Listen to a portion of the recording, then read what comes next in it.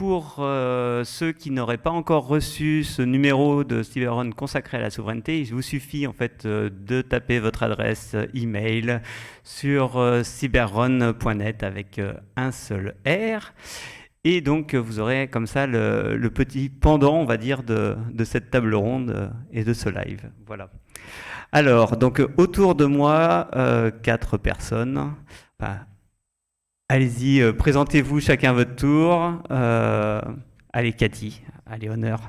Bonjour, je suis Cathy Loiseau, RSSI du groupe Caisse Centrale de Réassurance, qui est un gros réassureur français représenté dans 80 pays avec 70 ans d'expérience, qui travaille sur de la réassurance publique garantie par l'État de catastrophes naturelles et aussi sur de la réassurance privée classique, vie, non-vie et spécialité. David ? Je suis David Le Carpentier, je suis RSSI de GRTgaz. GRTgaz est l'opérateur de transport de gaz en France. On opère 32 000 km de pipeline sur le territoire métropolitain et on organise la place de marché des échanges de gaz pour la France. Laurent ou Sébastien, pardon. Sébastien.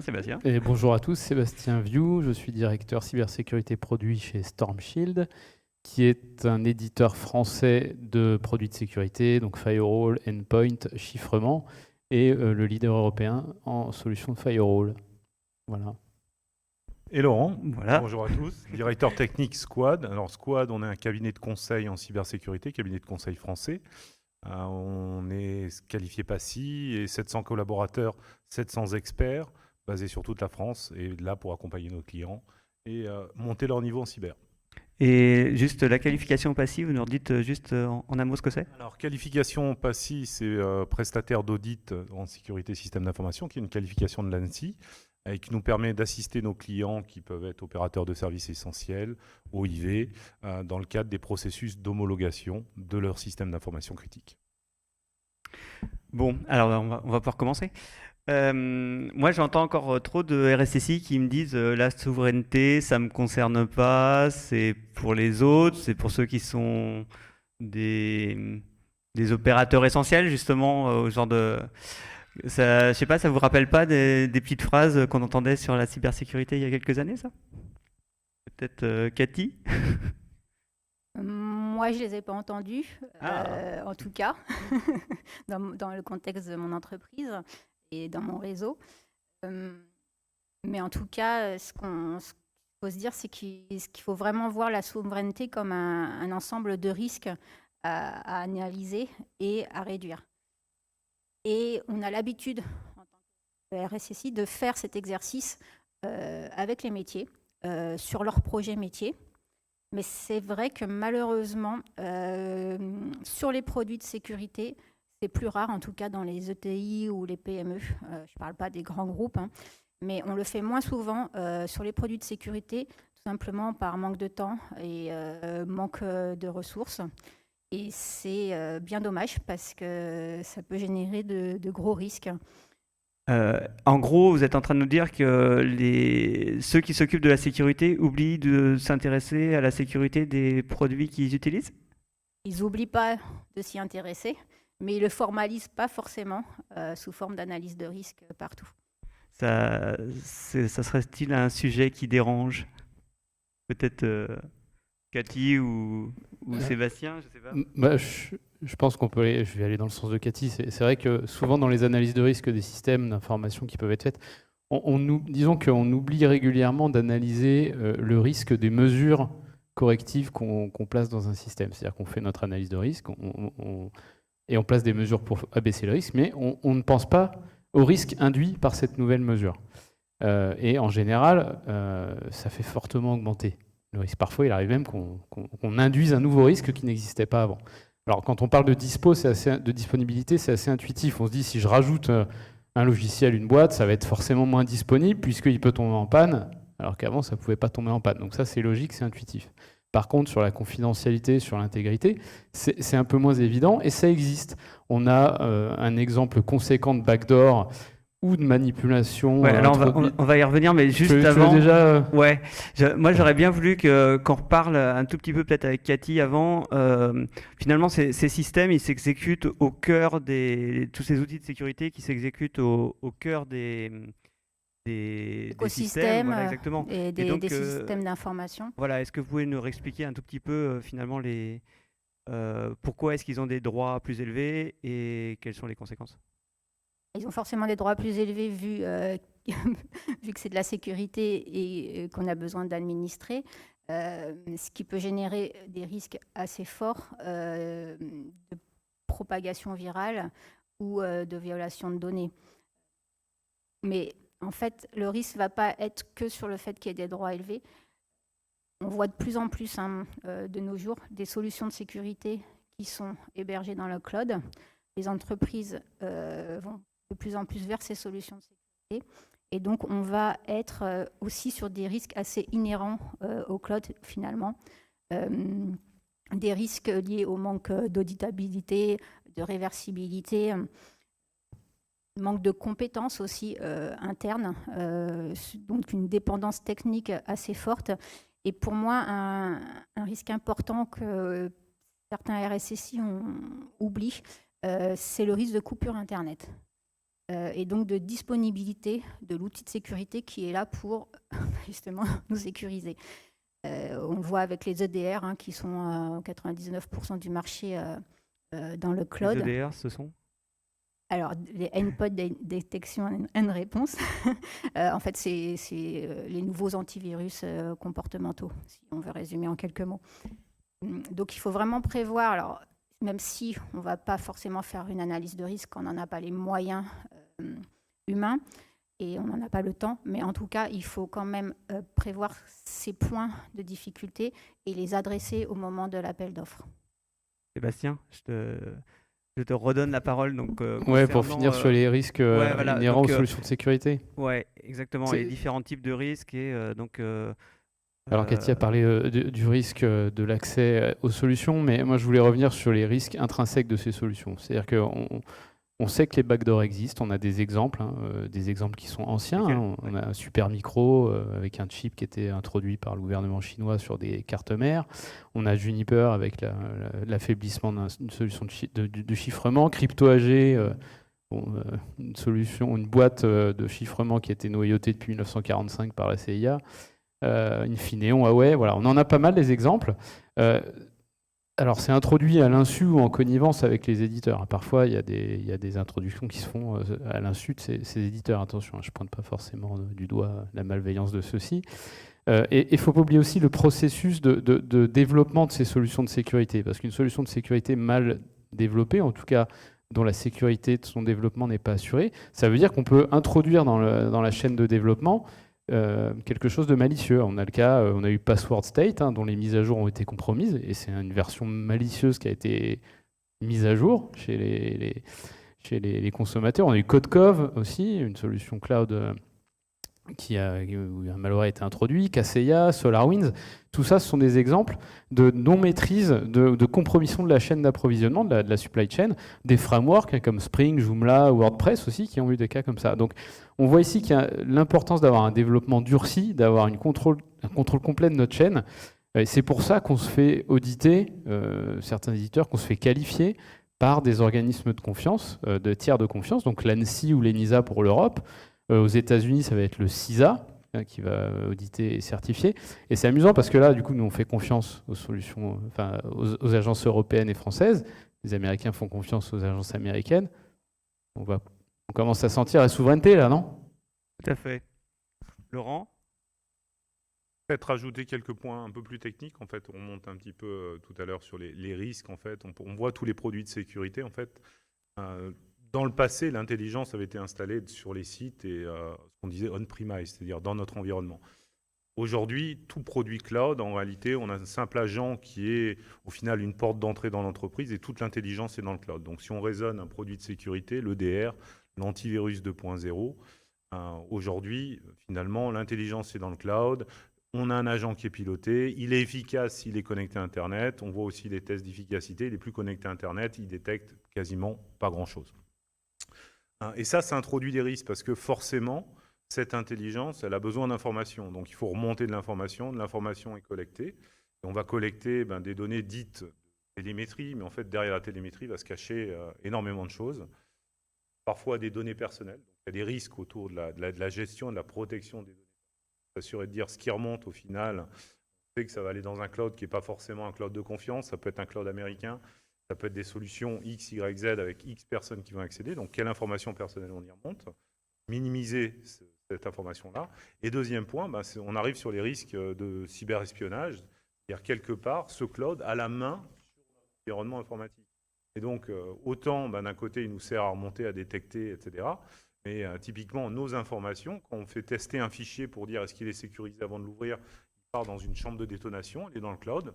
À ce moment-là, l'opérateur, s'il n'est pas de confiance, peut très bien, ou au moment où il teste la sécurité du fichier, il récupérer une copie de ce fichier et puis petit à petit capturer énormément de données. Et donc, c'est aussi un risque à prendre. C'est là où le mot confiance, en fait, voilà, si on me parle de solution, à traiter mon information, comment mon information. Et puis peut-être au-delà du risque finalement technique, donc aussi bien sur les données que finalement sur le code ou le matériel, il y a finalement aussi un risque qui est plus d'ordre juridique. Effectivement, le risque juridique, il va être essentiellement lié au fait que les lois extraterritoriales vont prendre le dessus sur les lois locales. On le voit avec le Cloud Act. Les Américains, le gouvernement américain a tout à fait le droit d'accéder à vos données, qu'elles soient hébergées en France, en Europe ou aux États-Unis. Donc il y a un gros risque d'espionnage industriel, comme tu le disais, d'espionnage géopolitique, de perte de l'intelligence. De l'intelligence industrielle, de vol de données, de perte de compétitivité. Et on peut aussi se projeter dans le cas où une entreprise a des filiales à l'étranger, avec des produits de sécurité à l'étranger. Quand il y a un incident de sécurité, quelle législation prend le dessus? Comment on fait pour aller les auditer? Comment on fait pour mener une enquête? Oui, c'est un peu ce que disait Éric Vauthier, le RSSI d'ADP, qui était interviewé donc, dans le magazine, où il explique que lui, en fait, s'il y a un souci avec une société qui est basée à l'étranger, plus elle va être finalement loin géographiquement, et plus ça va être compliqué à la fois d'enquêter finalement sur cette problématique-là, et puis aussi d'avoir finalement une réponse à l'incident, quoi. La distance géographique a visiblement un certain nombre d'implications, y compris juridiques. Et on a dans la salle donc Marine. Je vous invite à prendre mon micro. Marine Hardy, avocate,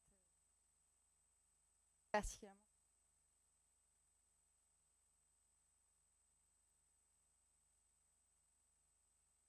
Il y a ces lois extraterritoriales qui s'appliquent. Alors comment ça fonctionne? Simplement, chaque société se voit imposer la loi de l'État dans lequel elle a son siège social. C'est un grand classique en droit international. Ça veut dire que quand on contracte avec une entreprise, par exemple américaine, elle est soumise à la loi de son pays. C'est ce qu'on appelle les lois de police. Ça veut dire quoi? Ça veut dire que même si on écrit l'inverse dans le contrat, ça ne s'appliquera pas. Donc ça, c'est important de le savoir parce que parfois, moi je l'entends dans les discours, on peut prévoir des dispositions dans les contrats. Il faut savoir que les contrats ne permettent pas de répondre à cette problématique. L'autre chose qu'il faut envisager aussi quand on contracte avec ces entreprises, c'est que nous-mêmes, Européens, on est soumis à un certain nombre de règles, notamment en matière de données à caractère personnel. Et parfois, quand on contracte avec certaines entreprises qui sont soumises à ces lois extraterritoriales, alors on parle tout le temps des États-Unis, il y a des lois maintenant spécifiques en Chine, il y en a d'autres également en Russie, donc le système international se complexifie, en tout cas au niveau juridique, alors qu'on voit que tout se décloisonne au niveau IT, donc ça crée pas mal de nouvelles questions. Et tout ça pour en arriver au fait que si une entreprise contracte avec, par exemple, une entreprise américaine sans respecter les lois européennes, c'est elle qui porte le risque des sanctions. Et les sanctions, c'est des sanctions administratives, notamment la CNIL, qui sont assez lourdes sur le sujet. Donc il faut en avoir conscience. C'est pas que du théorique juridique, ça vient aussi dans le concret de tous les jours.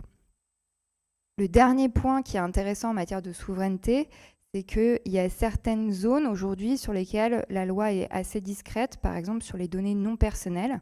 On sait aujourd'hui que notamment les systèmes industriels brassent des données qui sont une manne, finalement une mine d'or pour le développement en IT.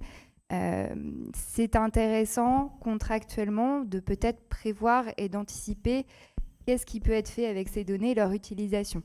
Parce que bien souvent, quand vous contractez avec d'autres prestataires, eux ont anticipé cette problématique et anticipent finalement, se donnent une certaine liberté sur l'utilisation de ces données qui peut vous mettre en défaut ou en tout cas que vous ne valorisez pas pour vos entreprises.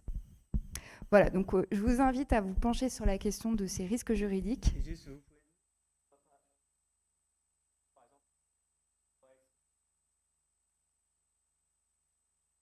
Alors, il y en a pas mal. Celle qu'on cite habituellement, c'est le Cloud Act. Il y a aussi le FISA, il y a aussi la loi Sarbanes-Oxley. Et il y en a une dernière que j'avais citée dans mon article que je n'ai plus en tête, que je vois juste là. C'est surtout sur les lanceurs d'alerte. Il y a des lois fiscales de déclaration de chiffre d'affaires. Ça, c'est ce que vous voyez quand vous contractez. Et le Cloud Act, en fait, c'est... Alors, effectivement, on a l'impression que c'est un peu la porte ouverte sur les données. On nous dit quand même aux États-Unis que c'est assez encadré, c'est sur autorisation judiciaire. Il faut que les autorités américaines demandent à un juge l'autorisation d'accéder aux données d'une entreprise. Mais on sait par certains témoignages que vraisemblablement il y a eu le contrôle judiciaire était très faible en la matière et que les juges avaient tendance à donner plutôt facilement ces ordonnances pour accéder aux données. Voilà. David ? Peut-être un mot par rapport à ces questions qui résonnent peut-être non seulement par rapport à l'actualité, mais plus généralement bon, GRTgaz, bon, on n'a pas le droit de dire que c'est un opérateur, hein, voilà. Mais en tout cas, il est néanmoins essentiel pour notre nation, hein, on peut s'en douter. Donc j'imagine que ça résonne... Oui, évidemment. Alors, je voudrais revenir sur ton introduction. Les RSSI qui ne se sentent pas concernés ou qui écartent le sujet de la souveraineté au regard des solutions de sécurité. Je pense déjà qu'il faut qu'on remette dans le contexte. Effectivement, l'actu nous rappelle ce que c'est que l'importance de la souveraineté et que les ordres établis peuvent être bousculés. Donc ça nous remet le sujet sur la table. Et puis, il faut commencer par définir ce qu'est la souveraineté pour chacun de nous. Parce que ce n'est pas forcément évident. Déjà, il faut casser un peu les mythes, parce que chacun a sa propre définition historique. Dans les cultures d'entreprise, ça peut être perçu de manière complètement différente. Des entreprises qui, depuis longtemps, protègent du secret et ont une culture de protection d'un certain nombre d'informations ou de procédés. Pour d'autres, c'est nouveau. Et ce qui est nouveau, c'est leur ultra-digitalisation qui les rend dépendants. Et c'est cette dépendance qui pose des questions de souveraineté. Donc, bien définir ce que c'est extrêmement important. Et après, on se posera la question de, effectivement, dans les produits, comment on traite la problématique avec les produits. Moi, il y a deux points que je voudrais soulever. Ce n'est pas les seuls, mais en tout cas, la confiance, on l'a évoqué, c'est un point extrêmement important. Quelle confiance on peut avoir dans un produit de sécurité. On l'a évoqué, les certifications, les standards, il faut s'appuyer dessus. Pour moi, c'est essentiel. Rares sont les entreprises qui peuvent se permettre de redévelopper des frameworks, d'avoir la capacité de certifier un produit de bout en bout. Et dans certains cas, c'est impossible. Pour le cloud, on va en parler après. Pour le cloud, personne autour de la table n'ira contrôler les data centers de AWS ou de Microsoft. Donc, on est obligé de faire confiance à des organismes tiers. Et là encore, lesquels ? On a parlé CISA, ENISA, etc. Donc aussi, le choix de son organisme certificateur est extrêmement important. Donc, à qui on accorde la confiance, sur quoi ? Voilà. Donc, sur quoi, sur quels les contrats, c'était très bien développé. Et puis après, il y a son implémentation, donc la maîtrise technologique qu'on va faire des produits. on pourra pas tout maîtriser. C'est utopique de croire que on pourra maîtriser de la fonderie jusqu'à l'intégration et au développement des OS. Donc il va falloir faire confiance à un certain nombre de composants. Et même si on maîtrise pas tout, l'intégration technologique des produits peut, en cloisonnant, en ayant un bon niveau de maîtrise de la technologie, avoir un niveau de confiance suffisant. Hein, c'est jamais blanc ou noir. Donc avoir un niveau de confiance suffisant, ça veut dire des systèmes bien conçus, bien intégrés, bien construits, bien tenus en vie courante. Voilà, donc il y a des méthodologies pour faire tout ça, et security by design pour être dans les buzzwords, mais voilà, on peut s'appuyer sur des niveaux de confiance garantis par des tiers de choix, et on doit les intégrer de la meilleure manière qui soit. Et c'est ces composantes-là qui font qu'on arrive à un niveau de confiance suffisant dans nos produits, indépendamment des risques systémiques qu'ils génèrent. Parce que quand on parle de l'administration ultime du système, l'administration de l'administration, effectivement, là, on est au bout du bout et on introduit de nouveaux risques. Voilà. Un point à ajouter avant de passer sur l'aspect plutôt cloud en tant que tel. Il est quand même finalement... comme en gros tous les produits de sécurité reposent maintenant sur du cloud, on arrive à un moment où il faut quand même finir par évoquer ce cloud de confiance ou souverain, comme vous voulez.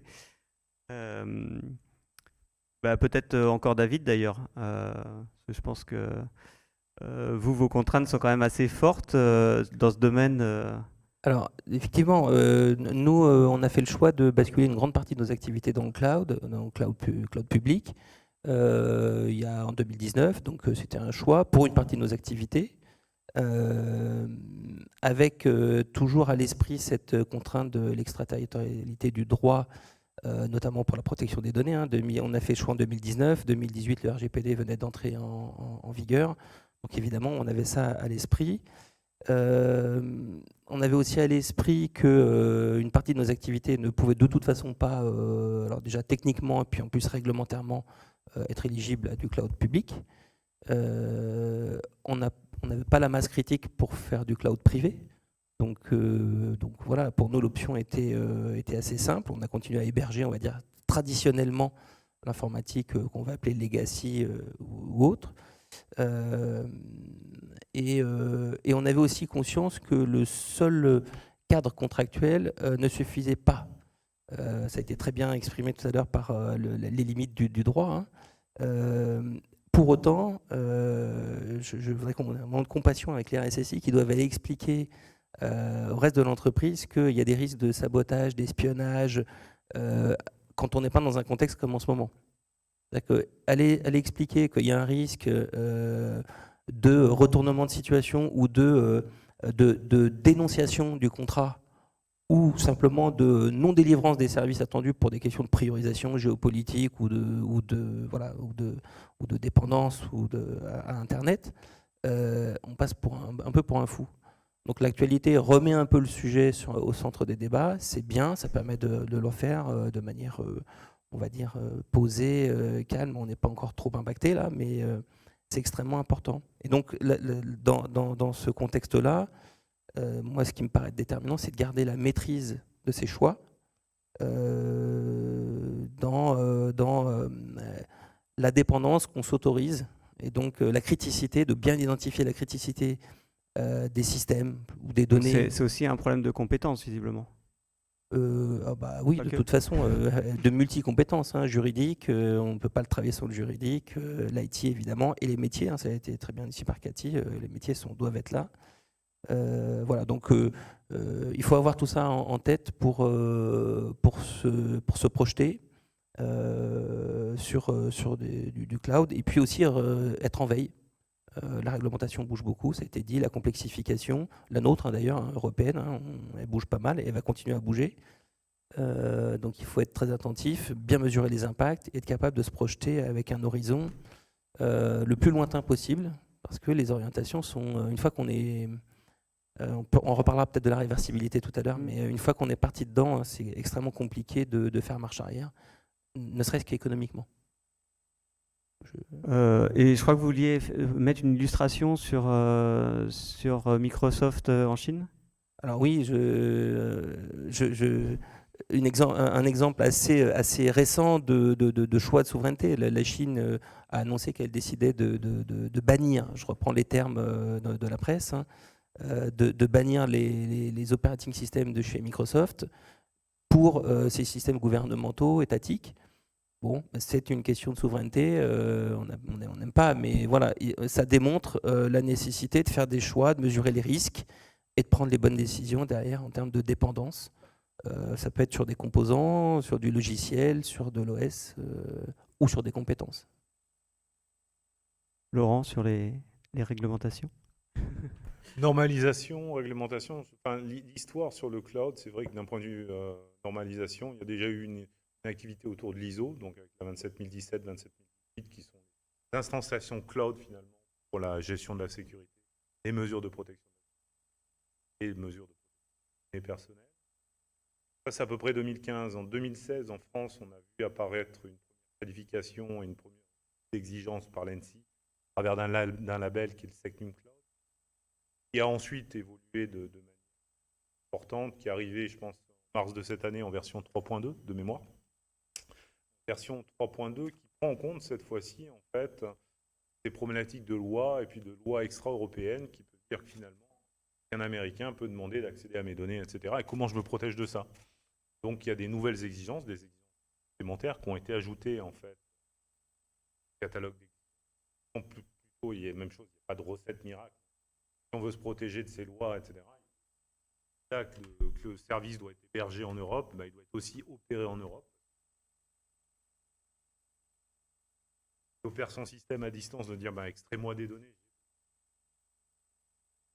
Au moins, ça a été formalisé. Le label, en fait, SecNum Cloud, un label pour aboutir à une solution. Et quand on parle de cloud, des à ce service. Et on va différentes initiatives pour développer des cloud.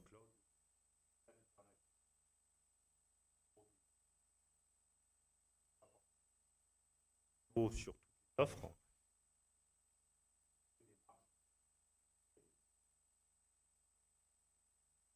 Aussi des peu plus complexes.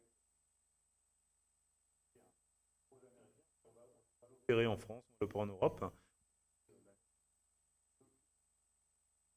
Microsoft avec Orange. Ça, c'est des modèles un petit peu plus complexes. Il y a eu une tentative. Et la technologie finalement, avec un opérateur qui n'est pas forcément convaincu de la faisabilité, de la viabilité sur le terme, des champs qu'on souhaite développer. Et un certain nombre.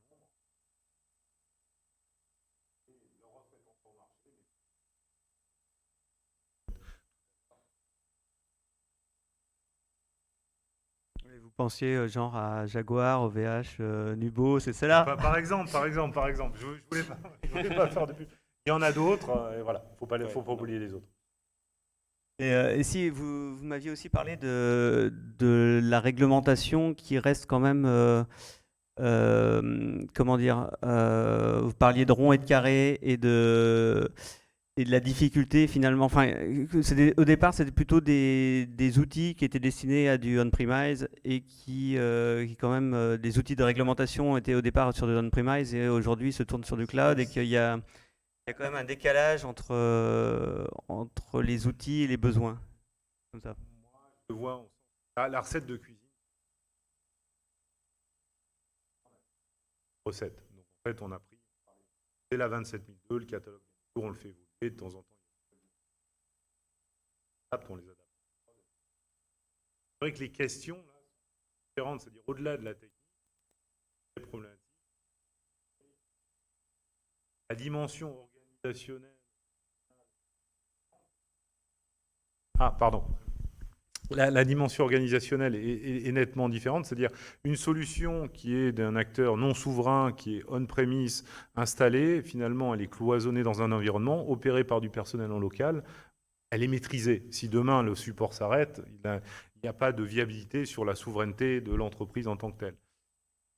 Celle-ci, elle est dans le cloud. Au final, il faut là se poser la question de qui va accéder à ma donnée, qui va l'opérer, où elle va être hébergée. C'est un écosystème qui est totalement différent. Et aujourd'hui, on consomme du cloud tous les jours, que ce soit sur les équipements mobiles, sur son poste de travail. Un service cloud, ça se souscrit en 1 minute. Il suffit de mettre un numéro de carte bleue et on a mis des données quelque part dans le cloud. Pas forcément. Cathy, une petite définition alors par rapport à ça? Alors, je ne vais pas essayer de trop répéter ce qui a été dit, mais avant de parler de cloud de confiance, on peut peut-être se demander qu'est-ce que le numérique, la souveraineté numérique en fait. Donc la souveraineté numérique, son but, c'est de cyberdéfendre le pays, les citoyens, des cyberattaques dans le cyberespace. Donc après, on va transposer ça au cloud. Donc le cloud souverain, c'est pas seulement mettre ces données en France ou en Europe. Souvent, on fait l'amalgame. Quand on souscrit un data center en France opéré par un GAFAM, il faut savoir que les infrastructures vont avoir des liens quotidiens avec les infrastructures centrales du GAFAM aux États-Unis, pareil. Donc, il y a des risques inhérents. Un cloud de confiance, ou un cloud souverain, hein, on peut l'appeler comme ça, ça va être un cloud où les données sont hébergées en France, en France, en Europe, mais aussi les infrastructures, les traitements des systèmes, les systèmes de traitement. C'est un cloud qui va être autonome, qui va garantir l'auditabilité, la réversibilité, garantir que ce soit les lois, comme tu l'as dit, locales qui prédominent et non pas les lois extraterritoriales. Et ça, on le retrouve effectivement dans la nouvelle version du SecNumCloud 3.2. Et sans oublier que ce cloud doit garantir le portage des actions opérationnelles et commerciales dans le pays d'origine. David? Oui, alors moi, le cloud de confiance, s'il coûtait la même chose que le cloud public, on y serait déjà. Hein. Donc, il coûte plus cher et c'est légitime. On est persuadé que dans les offres qui seront présentées, proposées, il y aura un surcoût parce que cette confiance, elle est sur des volumes moindres, avec des exigences plus fortes en termes de sécurité. Donc il est très probable que le coût sera supérieur. De combien? Ça déterminera le volume ou la criticité des informations au regard du risque que l'on veut protéger. Ça, c'est évident. Et effectivement, les normalisations SecNumCloud nous permettent d'avoir un cadre clair.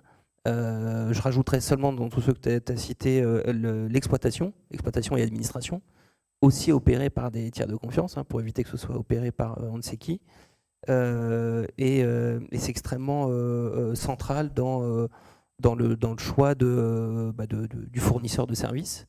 Et ça ne doit pas se limiter à simplement de la fourniture de hosting, hein, de l'hébergement IaaS d'infrastructures. Il faut aussi qu'il y ait une offre, un apport de valeur, probablement pas avec la même fréquence, avec le même rythme que sur le cloud public. Je pense que ça peut se contenter d'un pas de temps différent. Voilà, ce que vous, si je comprends bien, ce à quoi vous faites allusion, c'est au fait que AWS, par exemple, sorte des nouvelles API toutes les semaines, des nouveaux produits, etc. Donc de poser la question, d'une certaine manière, de quoi est-ce qu'on a besoin et est-ce qu'on a réellement ce type de besoin ou pas et dans quelle mesure on en a besoin, quoi. Je pense qu'on peut se contenter au moins dans un démarrage, parce qu'on en est là, hein, en réalité, dans ces enjeux-là, de choses essentielles, avec une certaine malléabilité, mais sûrement pas la célérité des clouds publics, sûrement pas, parce que je pense que les systèmes qu'on y projettera n'auront pas ces exigences métiers. Donc il faudra trouver le bon compromis, mais en tout cas ne surtout pas rester sur un modèle d'hébergement sec, juste de la mise à disposition de CPU et de RAM, on sait déjà le faire, ça, on réinvente rien. Si c'est ça, on réinvente rien en réalité. Sébastien ? Je voudrais juste revenir sur la définition qu'a donnée Cathy de la souveraineté numérique, puisque vous êtes parti de là. J'avoue que je n'ai pas tout à fait la même définition, puisque pour moi, la souveraineté numérique, ce n'est pas la cybersécurité du numérique, mais c'est le fait que, au niveau d'un État, de la société, que ce soit la société économique ou la société sociale, hein, la vie des concitoyens, on soit capable d'être autonome, c'est-à-dire de ne pas dépendre d'un autre État qui pourrait, à un moment donné, ne plus souhaiter travailler avec nous. Et les exemples aujourd'hui de l'Ukraine et de la Russie servent mon propos.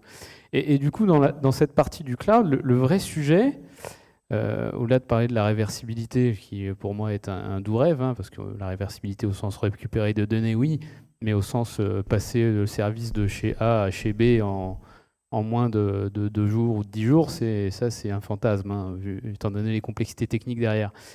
Mais là, j'aimerais qu'on se pose la question, qu'est-ce qui se passe demain, là, en France, si M. Biden dit, voilà, AWS, c'est fini en France. Qu'est-ce qui se passe demain dans notre société ? Moi, j'aimerais savoir combien de sociétés tombent. J'aimerais savoir combien de la bourse tombe, combien on perd de croissance. Je pense que c'est un désastre. Et pour moi, c'est ça la souveraineté. C'est que ça, si demain ça arrive, on doit être capable de rapidement, en tout cas, que l'impact soit limité et soit acceptable. C'est-à-dire qu'on ait un impact acceptable au sens société. Donc oui, AWS, Google, Microsoft, ils ont des super solutions techniques. Il n'y a pas photo, ils mettent des milliards dedans, alors que nous, nos solutions, ils ont des millions. Donc forcément, ils sont mieux. Et là, ce qui m'embête, c'est qu'à un moment, même si la fonction technique, elle est attirante pour un technophile, un administrateur, un expert, et je la comprends, il y a un moment, il faut prendre du recul. Il faut se dire, bon, attends, je suis dans un environnement complexe, je suis un concitoyen français, européen, allez, raisonnons à l'échelle européenne si vous voulez, même si l'Europe n'est pas un État aujourd'hui. Est-ce que j'ai pas ce devoir de prendre du recul et, comme en écologie, faire le petit pas qui fait que je participe à quelque chose de plus grand que moi ? Et non pas penser à gagner mes 10 minutes en utilisant la super API d'AWS, peut-être me casser un peu plus la tête, mais de participer à la vie de mon État. Voilà, donc moi, c'est ça qui me pose problème dans la souveraineté aujourd'hui numérique, hein, c'est qu'elle n'existe pas. On va arrêter de se faire des films, elle n'existe pas du tout. On est à 150 000 lieux qu'elle existe. On en reparlera sur la fin. J'ajouterais aussi qu'il faut être un petit peu naïf pour penser qu'il n'y a pas d'intelligence économique derrière Google, AWS, Microsoft. Hein, celui qui met les données de sa start-up, de sa nouvelle super idée, de sa formule magique du parfum, hein, ou de n'importe quoi, sur un GAFAM ou sur Alibaba, je le trouve bien naïf. Je pense qu'il faut arrêter d'être naïf à un moment. Donc, il faudrait un peu plus protéger ces données. On peut le dire comme ça. Bon, c'était pour essayer de me faire une transition. La transition est très bien, parce que oui, ça fait partie du jeu, ouais. Les données font partie du jeu. Sur le protégeons nos données, donc qui est quand même, donc on a bien vu en tout cas que sur le cloud, c'était justement pas que des données, puisque c'était aussi toute une infrastructure et qu'il fallait que elle soit disponible, etc., quoi. Mais néanmoins, j'aimerais bien revenir quand même sur mes données.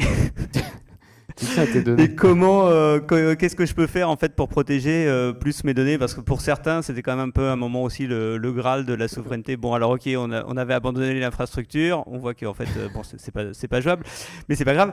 Essayons de protéger au moins nos données, quoi. Allez, les données. Bon, donc j'attaque sur le chiffrement, puisque on est un éditeur de solutions de chiffrement souverain.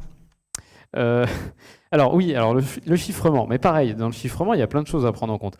Le chiffrement, c'est pas juste je chiffre et c'est bon, c'est sécurisé. Le chiffrement, il y a 3 choses essentielles. Il y a l'algorithme qu'on doit maîtriser. Quel algorithme on utilise? Si c'est un algorithme qui est percé et qui est décodable par un ennemi, on va dire, ça sert à rien.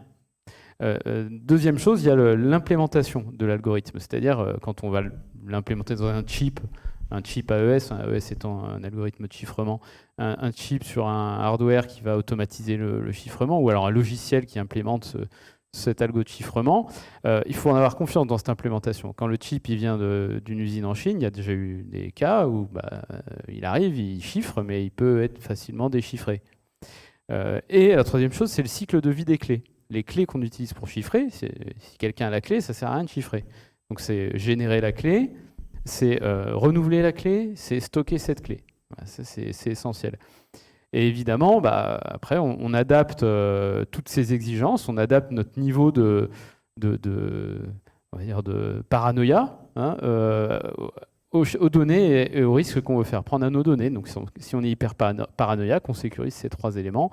Et si les données ont une moindre importance, on peut se contenter d'un chiffrement moins résistant. En tout cas, il faut bien savoir quel risque on fait prendre à nos données. Donc Laurent, finalement c'est la solution alors le chiffrement? Alors le chiffrement c'est la solution. Je pense il y a plusieurs aspects. Le chiffrement est une solution. J'ai pas dit ça quand même. Pour oui, essayer, mais moi je le dis. Pour essayer de protéger sa donnée. Après, le chiffrement peut générer d'autres impacts. Par exemple, on parlait de la gestion de la clé. Si on perd la clé, qu'est-ce qui se passe? Donc on va avoir d'autres problèmes. On va avoir des problèmes de disponibilité et puis on va forcément plus avoir de réversibilité. Il y a aussi le souci, par exemple, de la disponibilité. On en parlait un petit peu tout à l'heure. Simplement, si demain il y a une tension forte politique, on décide de couper l'Europe des solutions cloud de nos GAFAM, qu'est-ce qui se passe? On en parlait tout à l'heure, on est tous dépendants de son client Word, de ses solutions bureautiques, etc. On n'a plus rien. Oui, vous voulez dire que vous avez la clé, mais vous n'avez plus la porte. On n'a plus la porte, tout à fait. Même chose, si on a tout chiffré, on parlait de réversibilité, on peut imaginer de dire, tiens, on va d'une solution de type bureautique A vers B, on va migrer la donnée. Si la donnée est chiffrée avec une solution propriétaire de son fournisseur qui est super attractive techniquement et qui paraît très sécurisée au final, la même chose, on va se dire, d'un point de vue réversibilité, on ne peut pas changer de solution. Tiens, la facture va augmenter de 25%, 50%. La dépendance se crée. Et cette dépendance, on perd le choix et c'est là où on perd sa souveraineté. Le fait de travailler avec les Américains aujourd'hui, ils ont des solutions qui sont fantastiques. On ne va pas se voiler la face.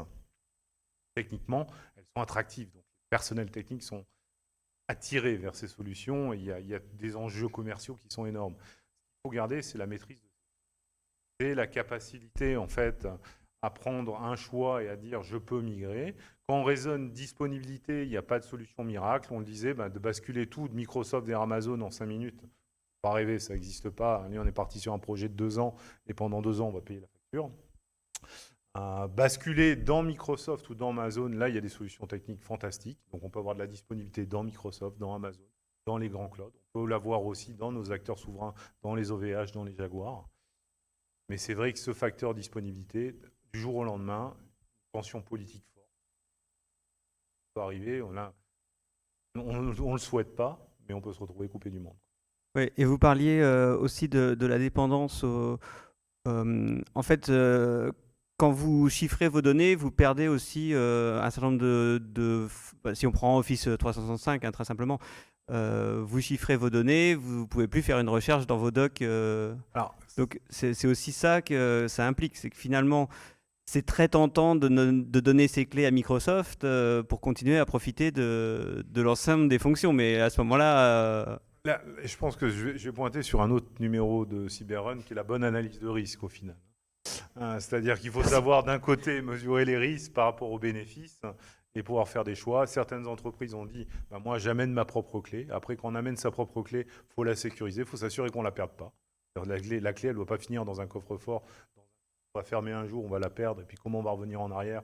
Il faudra restaurer des données pour X raisons dans 5 ans, dans 10 ans. On ne peut pas perdre la clé. Et de l'autre côté, le choix des fonctionnalités, c'est prendre les bonnes décisions selon son entreprise. C'est vrai que toutes ces fonctions de recherche, etc., d'indexation, je parlais tout à l'heure, on peut indexer n'importe quoi. C'est vrai qu'un office va indexer n'importe quoi dès lors qu'il a accès à l'information. Cathy ? Oui, pour compléter, parce que tout a été très bien dit, déjà. Il faut vraiment avoir conscience que quand on chiffre ces données, à un moment, effectivement, si on veut utiliser un service, que ce soit de l'indexation, soit de la recherche textuelle, de la vidéoconférence, les données vont être déchiffrées. Donc, à un moment, le fournisseur va avoir accès, en tout cas, avoir la possibilité d'accéder à ces données. Donc, on peut imaginer une perte de confidentialité et d'intégrité des données. Donc, soit on chiffre en se disant c'est purement pour faire du stockage, pour faire des sauvegardes, et on ne les déchiffre pas. Soit on chiffre en sachant qu'à un moment, elles vont être déchiffrées pour pouvoir réaliser certaines opérations de service sur ces données. Alors, la bonne nouvelle, c'est, peut-être vous pourrez en parler un peu mieux que moi, c'est qu'il y a une technologie qui est assez prometteuse de chiffrement, le chiffrement homomorphe, qui permet de quand même faire du service, faire du traitement sur des données chiffrées. Alors c'est un petit peu complexe à expliquer, mais en gros, il fait du traitement sur des données chiffrées, mais qui ne sont pas les vraies données d'origine. Enfin, donc à aucun moment, le fournisseur ne peut avoir accès à la vraie donnée déchiffrée. Un mot là-dessus, Sébastien, ou pas? Non, mais Non, il y a aussi des technos, comme l'a dit, non, comme l'a dit Laurent, qui permettent d'avoir les propres clés chez chez les cloud providers. Alors, c'est des multiples clés, hein. Il faut mettre un KMS derrière, une solution de gestion de la clé, parce qu'évidemment, il y a une clé par utilisateur, voire une clé par document, etc. Et ça, c'est vrai que ça peut être une bonne solution d'avoir nos clés et de laisser par contre l'utilisation de ces clés à ces tiers. Alors, il faut faire attention où est l'algorithme qui les utilise, hein.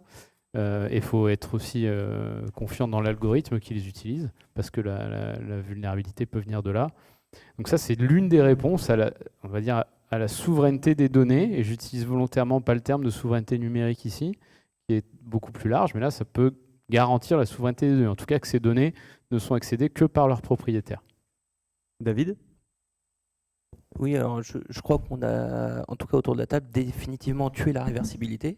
Donc évidemment, je rejoins mes collègues sur le fait que je ne crois pas du tout au mythe de la réversibilité chez SP. Hein. À part un CSV, un fichier plat, je ne sais pas trop sur quoi je peux compter, sauf à l'avoir prévu au départ, ce qui est un non-sens en termes économiques. Donc je ne vais pas m'épancher là-dessus. Ça a été très bien dit, mais je réinsiste sur 2 points. Pour moi, la maîtrise du chiffrement de bout en bout est essentielle. Par contre, ça exige une maîtrise, on va dire, des mécanismes de cryptographie, de leur implémentation, ce qui évidemment, quand on le sous-traite à quelqu'un d'autre, nous renvoie à ce qu'on a dit tout à l'heure de est-ce que je peux aller voir le data center de mon provider ou pas, s'il bypass la clé ou pas. Donc évidemment, si on veut une maîtrise totale, il faut maîtriser toute la chaîne, y compris la partie organisationnelle. Quand on voit avec quelle facilité on gère nos mots de passe, qui sont nos clés numériques, hein, et comment il nous arrive assez facilement de les perdre. Imaginez qu'on fasse la même chose avec nos clés numériques centrales, c'est une catastrophe. Donc ou qu'on oublie de les renouveler si elles expirent. Si ça peut être le paradis comme l'enfer, le chiffrement. Donc voilà, donc il faut en avoir conscience, et il faut y aller, on va dire, humblement, et en ayant conscience, effectivement, je rejoins cette question sur l'analyse de risque. Et puis sur le service, je n'ai pas renouvelé dernièrement l'exercice, mais la dernière fois que moi j'avais évalué la possibilité d'utiliser mes propres clés sur mes services cloud, j'y ai renoncé très très vite en voyant le niveau de dégradation des services qui étaient proposés. En gros, j'ai acheté un service à 10 balles et j'en avais plus que pour 10 centimes à la fin. Parce que en gros, toutes les fonctions étaient dégradées. Finalement, je renonçais moi-même à aller essayer de chiffrer ma donnée parce que de toute façon, je perdais en performance significativement, en fonctionnalité significativement. L'exemple de l'indexation on l'illustre bien. Et donc, du coup, le retour sur investissement n'est plus au rendez-vous. Donc oui, j'ai des options. Je ne sais pas combien ils en vendent d'ailleurs. Je serais curieux de savoir combien de clients souscrivent ces options-là, tellement ça nous éloigne évidemment d'un ROI ou d'un service au bon prix. Voilà, donc il faut avoir ça en tête. Peut-être que ça a évolué, je n'ai pas fait d'analyse récente, mais en 2019-2020, quand on avait évalué ça, on avait renoncé très vite. Office, Amazon, enfin je veux dire, il y avait pas, tout le monde était au même rang sur le sujet. Et puis les solutions intermédiaires on a votre clé, on l'héberge dans un HSM, donc un système, on va dire un coffre-fort dans nos data centers. Oui, mais on revient sur la confiance. Donc oui, on boucle, quoi. Hein, on n'a jamais 100% de la chaîne qui est au rendez-vous. Et à chaque fois, on a quand même toujours un petit bout. Donc voilà, on en revient sur la question de confiance. Et donc l'implémentation des mécanismes de crypto, c'est exigeant. Il faut l'utiliser avec parcimonie. Et est-ce que sur ce point, les réglementations vous aident ou visiblement c'est le cas sur d'autres, sur Cyclone Club par exemple, mais ça a l'air d'être un moteur finalement parce que on voit souvent la réglementation en France comme un frein. J'ai l'impression que vous le voyez aussi comme un outil pour avancer. Qu'est-ce que Oui, moi en tout cas, je suis convaincu que la réglementation nous permet d'aller plus vite, de prendre des décisions plus vite. parce que de toute façon, vous n'avez pas le choix, vous avez qu'une seule option qui est...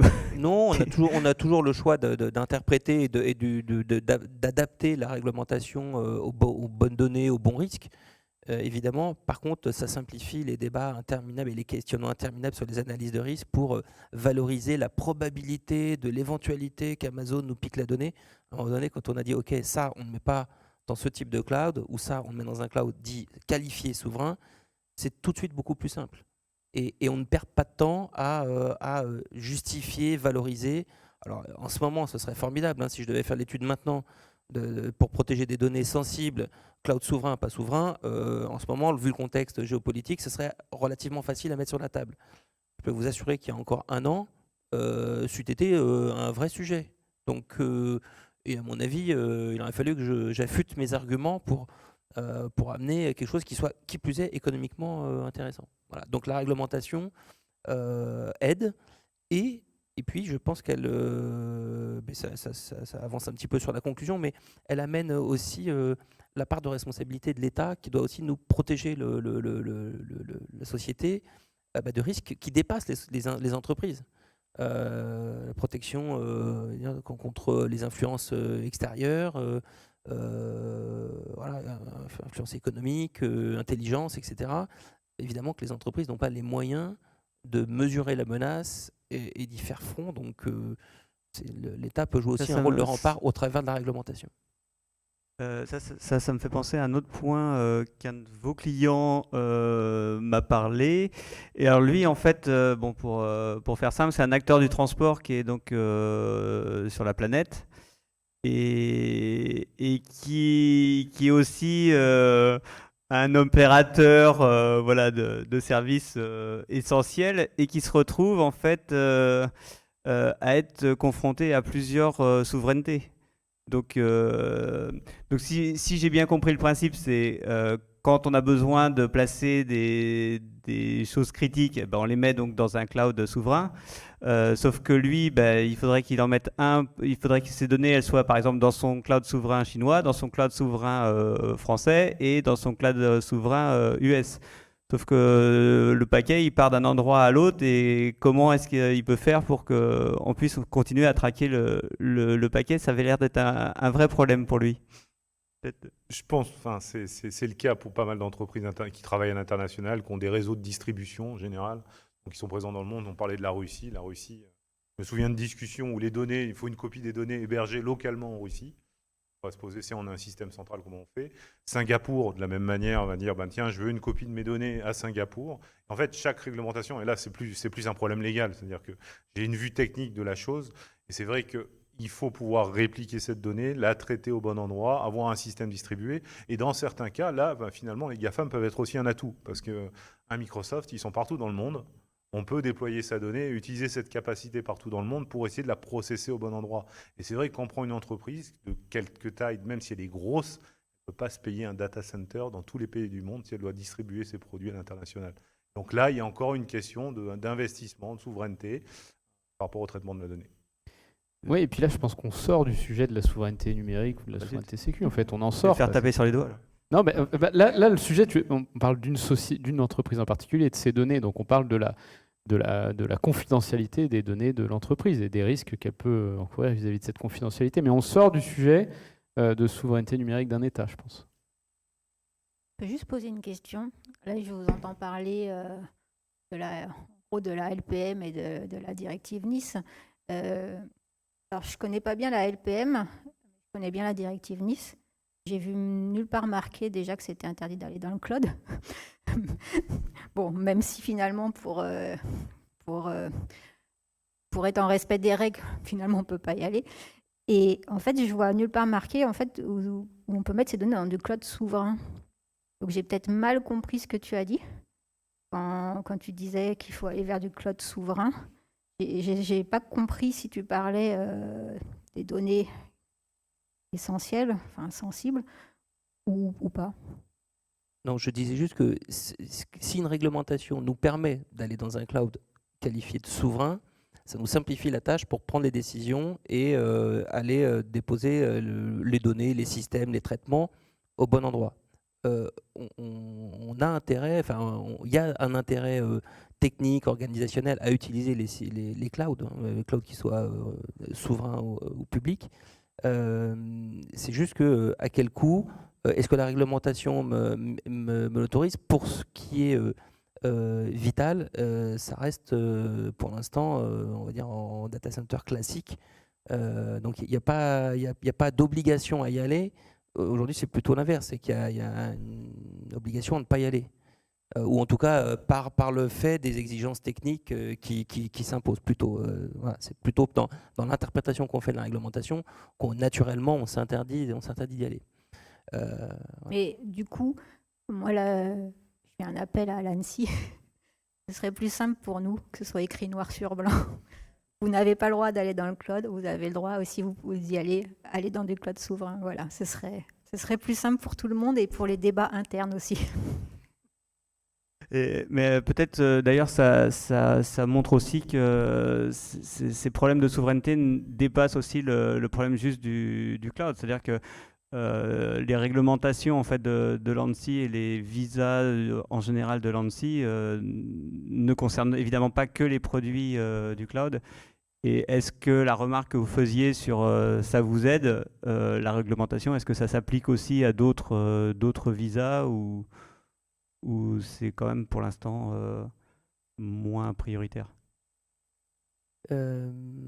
Alors, la réglementation, alors si tu fais référence au visa de l'ANSSI, alors c'est de et toute puis façon, finalement au PASSI et voilà, à l'ensemble de la chaîne, quoi. Si ça aide parce que ça clarifie les acteurs. Surtout, ça soulage les entreprises de devoir qualifier, de définir le framework. Qu'est-ce qu'on va contrôler? Sectum Cloud, c'est 15 critères d'exigence standards, plus des exigences complémentaires. Il n'y a pas à les réinventer, il n'y a pas à les auditer. On n'a pas à choisir un tiers indépendant, de confiance, qui va avoir la puissance et l'autorité pour aller contrôler. Moi, chez moi, je n'ai pas du tout les moyens d'opérer ce type de contrôle, ni même de les définir. Déjà, les choisir, quels sont ceux qui m'intéressent dans ces... et ce que je vais chercher à couvrir comme risque, déjà rien que ça, c'est déjà du boulot. En plus, le contrôler, c'est évidemment que non. Donc les visas et les standards de toute façon, nous aident. Ils permettent aux offreurs de massifier. On parlait tout à l'heure d'initiatives qui avaient été lancées un peu balbutiantes, puis finalement qui tombent à l'eau.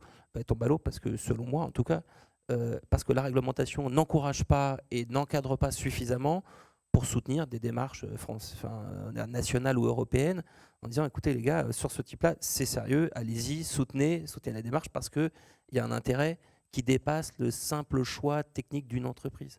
Donc la réglementation aide. Est-ce qu'il ne faudrait pas aussi que finalement le gouvernement qui impose ces homologations s'impose à lui-même de participer déjà à ces projets ou s'impose de les utiliser?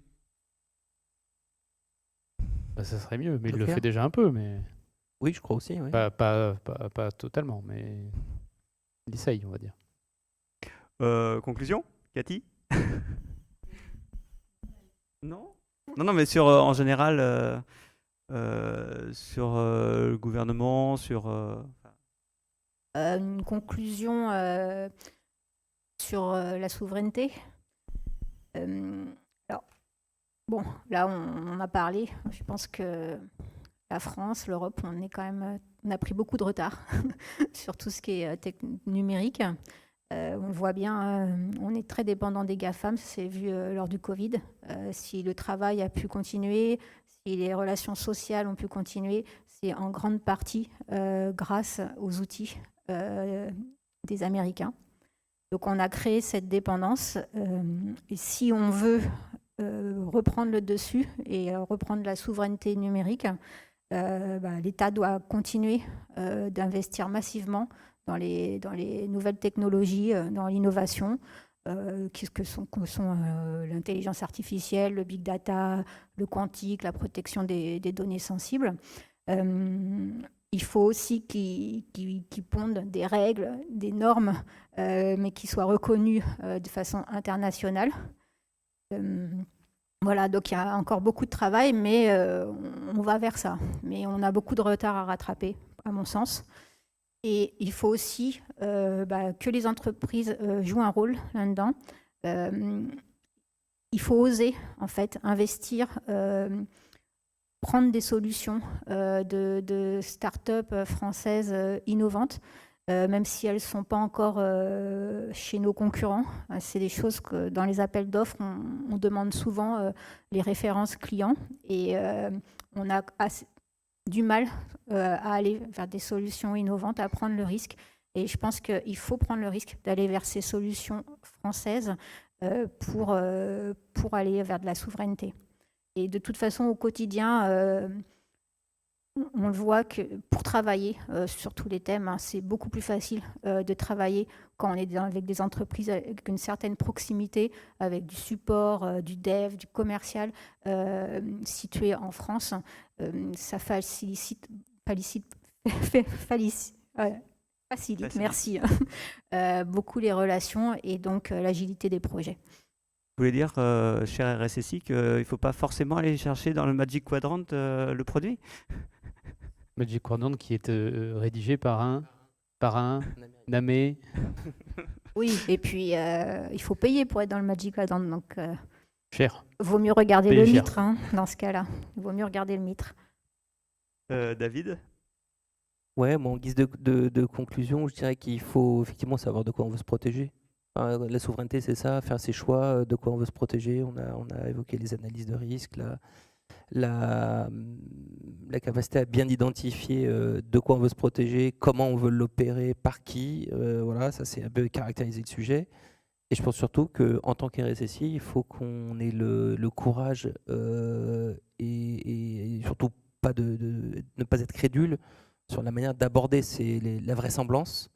En tout cas, on a le devoir de l'être, de ne pas être crédule, plus exactement, et de présenter ça à nos directions générales. Ces sujets-là sont tellement critiques qu'il faut remettre les décisions sur ces enjeux vitaux aux directions générales, alors en fait en fonction des formats des entreprises, mais il faut renvoyer la gestion du risque aux directions pour qu'ils évaluent et de manière éclairée. Et notre boulot, c'est ça, c'est d'éclairer sur les vraisemblances et les impacts. Il se passe quoi si, je rejoins ce que tu disais, il se passe quoi si les câbles transatlantiques, les fibres sont coupées? On a vu des sous-marins là traîner il n'y a pas longtemps, faire de la reconnaissance sur les câbles transatlantiques. Il se passe quoi si ça se coupe? Moi, je dis souvent que j'ai pas de problème si on accepte, si on comprend le risque et qu'on l'accepte. Bon, on l'assume ensemble. Et puis, à partir du moment où on a pris une décision éclairée.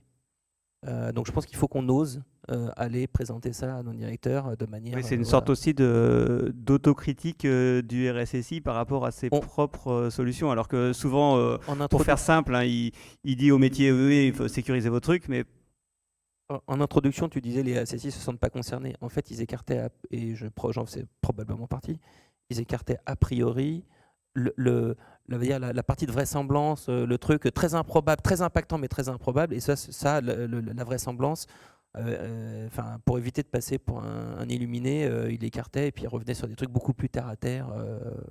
Le firewall, désolé, non, mais des trucs qu'on sait toucher du doigt. Là, l'actu nous fait toucher du doigt la vraisemblance que certains scénarios peuvent se produire. Je pense qu'il faudra qu'on fasse garder cette lucidité dans le temps pour évaluer correctement l'ensemble des scénarios et faire les bons choix, puisque la souveraineté, c'est garder le choix. Laurent? Peut-être 2 mots, une petite aparté. On a parlé rapidement d'informatique quantique. C'est vrai qu'il y a une révolution qui est en train de se passer avec l'arrivée du quantique. Et en fait, tout ce qu'on a fait d'un point de vue chiffrement va être prochainement totalement obsolète. Donc, c'est vrai que si on prend la donnée, aujourd'hui, on la déchiffre en année. Demain, la donnée que vous avez mise dans le cloud, en quelques heures, elle pourrait être déchiffrée. Ça, c'est un truc à prendre en compte. Et je pense qu'il ne faut pas l'oublier. Et l'informatique quantique, ce n'est pas pour dans 15 ans maintenant, c'est dans les prochaines années. Donc, il faut y penser dès maintenant. Et ce chiffrement reste qu'une mesure. Ensuite, je vais revenir sur une conclusion de mes collègues. Et je pense qu'il appartient à chaque entreprise de prendre les bonnes décisions, de prendre les bons choix. Les choix ne sont pas uniquement des choix techniques. Il y a un écosystème de souveraineté à faire vivre. Il faut savoir utiliser les GAFAM quand il est opportun d'utiliser les GAFAM. Il faut savoir utiliser des acteurs français, des acteurs européens innovants sur un ensemble de sujets. Il faut éviter de se rendre dépendant à un seul ou quelques acteurs, parce que cette dépendance-là, un jour ou l'autre, elle va être bloquante pour l'entreprise. On sera dans une situation où on sera totalement bloqué, donc on n'aura pas de choix que de dire oui, on signe en bas de la page, on y va, on ne fera pas autrement. Vous parlez des augmentations à la fin de l'année là. Pas uniquement les augmentations d'un point de vue... les augmentations, de toute façon, elles sont même publiques. Et dans les journaux, on parle d'augmentation de 20% de la facture annuelle, etc. Donc ça, c'est l'effet cloud. L'effet cloud, c'est une souscription, c'est un abonnement. On adore le produit, et puis à la fin de l'année, on l'a utilisé un petit peu plus, et puis on décide d'augmenter le prix. De toute façon, il n'y a pas d'alternative sur le marché, on n'a pas le choix. Mais si on parle d'hébergement, si on parle de solutions, de l'ensemble de ce type de solution, il ne faut pas que l'entreprise soit dépendante d'une seule solution. C'est là une alternative. S'il y a un concurrent dans la place, il y a toujours une discussion qui est possible. Il y a toujours la possibilité de négocier pour dire je bascule de l'un à l'autre. Et même chose sur les acteurs de souveraineté. Lorsqu'on parle de données critiques, on parle des bijoux de famille de l'entreprise. On ne peut pas les appeler autrement. Il faut savoir mettre les bonnes solutions avec les bons acteurs, opérer de la bonne manière. Et là, on parle de la confiance. Sébastien? Ouais, pour finir, vous dites que la souveraineté, c'est d'avoir le choix, certes, mais encore faut-il que vous l'ayez vraiment, ce choix. Or, aujourd'hui, on ne l'a pas. Hein. Pour moi, la souveraineté, c'est la possibilité d'être autonome, d'avoir le choix, on est d'accord, de ne pas être contraint de servir des intérêts qui ne sont pas les nôtres.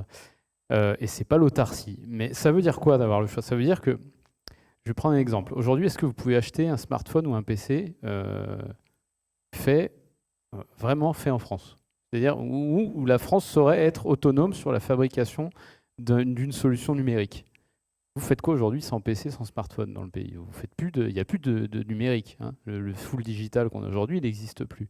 Donc là, pour moi, la souveraineté, c'est de se dire, au moins, je devrais avoir le choix d'avoir cette chaîne de production 100% française qui me permet d'accéder à cette solution numérique. Je ne dis pas qu'il faut être une autarcie et avoir que ça, que 100% du marché soit détenu par des sociétés françaises, mais que la France, ou disons l'Europe, ait le savoir-faire de la chaîne complète du numérique. Les serveurs, les logiciels, les puces, etc., etc., les condensateurs, les résistances. Et ça veut dire quoi? Ça veut dire avoir des fondeurs, mais ça veut dire aussi savoir faire les machines qui font la fonte. Je reprends un exemple sur l'histoire des masques qu'on a tous bientôt plus sur le nez. On va attendre encore lundi pour plus en entendre parler. Ces masques qu'on n'avait pas il y a 2 ans, on s'est mis à en produire beaucoup en France. Mais on les a produits avec quoi? On les a produits avec des machines qu'on a achetées en Chine, plusieurs millions d'euros. Donc on n'a pas du tout d'indépendance sur les masques. On est dépendant de la machine qui vient d'un autre pays. Et c'est ça qu'il faut voir. La chaîne, elle est complexe. Et c'est toute la chaîne. Et je vais aller même jusqu'au silicium, jusqu'à la base, ou l'or, ou le cuivre, peu importe. Il faut, pour moi, la souveraineté, c'est que l'État, et effectivement, en suivant les entreprises, s'assure qu'on a la possibilité pour notre société d'exister numériquement de bout en bout. Et là, on est très loin. Merci. Un dernier mot, quelqu'un veut ajouter quelque chose? Des questions dans la salle? Non? Oui? Non? Bon, merci beaucoup à vous tous pour votre présence, et puis à bientôt. Merci. Merci à tous. À bientôt. Merci.